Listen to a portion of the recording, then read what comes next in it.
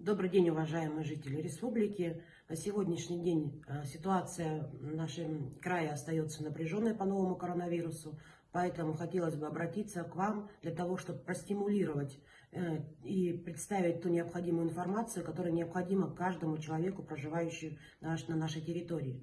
В первую очередь мы говорим о дисциплине. Сегодня это очень важный фактор, когда необходимо всем лицам, которые прибывают из заграничных командировок, звонить на горячую линию, сообщать о том, что вы прибыли на территорию республики, и принять все меры самоизоляции. Это также относится к тем людям, которые были условно в контактах с этими людьми, либо же люди старшего поколения. Мы также настоятельно рекомендуем сегодня заниматься самоизоляцией, обеспечить людям старшего возраста всю возможную помощь. У нас сегодня работают волонтеры, также это могут быть родственники, которые могут обеспечивать их необходимыми средствами к жизни, питания, лекарственные препараты. Сегодня у нас медицинские организации перешли на форму удаленного медицинского обеспечения. В первую очередь мы закрыли все плановые приемы и в амбулаторном, и в стационарном звене, прекратили все виды диспансеризации профилактических осмотров, в том числе, которые входят на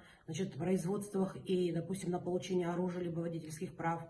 Мы сегодня готовы выезжать на дом для лиц, которые находятся на диспансерном наблюдении, оказывать им медицинскую помощь на дому. И еще раз акцентирую внимание и все-таки призываю вас, будьте бдительны, максимально старайтесь перейти к самоизоляции. Желательно, чтобы это было в квартире.